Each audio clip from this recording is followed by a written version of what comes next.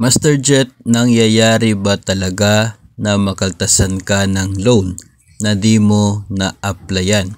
Katulad sa GSIS GFAL, may kaltas ako GFAL, hindi ako nag-GFAL. Ito po possible talaga na magkakaroon ng deduction sa isang loan na hindi mo na-applyan. Ito ay pwedeng hindi lang sa GSIS, maging sa mga PLIs din. Mayroon po tayong experience dyan na kasama po namin na nagkaroon ng deduction sa kanya pong sahod, loan sa isang bangko kahit hindi siya nag-apply. Pero yung case na yun po ay nagkamali yung billing ng bangko. Kaya sa kanyang pangalan pumasok yung deduction.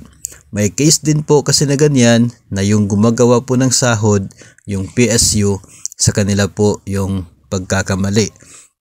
Yung deduction for another person napunta sa inyo, pero yun naman po ay na-check at na-verify at saka po na-delete yung deduction na hindi po intended sa inyo, na-trace po yun at malalaman kung para kanino talaga. Sa case po ng GFAL, GSIS Financial Assistance Loan, sa GSIS, hindi po ito napipeke. Hindi po pwede na wala kang GFAL tapos magkakaroon ka agad ng deduction ng GFAL tapos sasabihin na nag-loan ka talaga. Mayroon kasing maraming documents na kinakailangang isubmit sa GSIS bago ka payagan o mabigyan ng GFAL, GSIS Financial Assistance Loan. Hindi na po ito existing ngayon, pero yung mga previous years in-offer ito. Nandyan po sa mga documents talaga na sinasubmit. Una, yung statement of account galing sa mga bangko na babayaran. Hindi pwede na walang record ng statement of account kung talagang totoong nag-loan ka.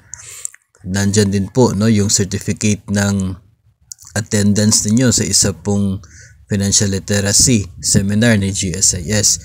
Nandyan din yung check na binayad ni GSIS papunta sa mga bangko. Yun po mga documents na yun, plus yung application po ninyo, kung saan pumirma kayo, pumirma yung AAO ninyo. Lahat po ng yun sinasubmit sa GSIS as proof na talagang nag-apply ka ng loan. Ngayon, kung wala kang GFAL, tapos merong deduction, pwede nyo pong ma-report yan at mapatrace kung talagang sa inyo ba yung loan na yan. Kasi yun nga, pwede na doon sa paggawa ng payroll yung error kaya pumasok sa account ninyo yung deduction.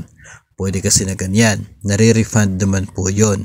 Kasi pagpasok niyan doon sa GSIS, wala nakikitang loan, so nare-refund siya. Hindi siya, para magiging floating siya doon sa kanila kung hindi yan i-refund. So pinakaunang gawin talaga pag case na ganito for GSIS, dapat meron tayong GSIS Touch. I-check doon kung talagang may pumasok ba na loan sa loan account mo doon kaya ka nagkaroon ng deduction. Kung wala naman po pumasok na loan doon sa loan account mo sa GSIS Touch, ibig sabihin wala kang loan sa GSIS. So yung error ngayon, nandoon possible sa gumawa ng sahod. So pwede nyo i-refer sa agency para matrace yan sa billing na sinasubmit ng bangko o kaya ay ng GSIS para ma-double check kung talagang sa inyo yung deduction. Kasi kapag nasali ka sa billing kahit wala kang loan, of course sa lender mo yan ireklamo. Medyo ang negative lang sa kanya ay hassle sa part po ng ordinaryong empleyado kung saan pumasok yung deduction. Pero yun po yung pwede nating gawin kasi para matigil yung deduction na hindi naman po tayo nag-avail ng loan. Yun po yung pinaka dapat nating gawin to solve the problem. Hindi naman po ito hindi naman po ito laging nangyayari.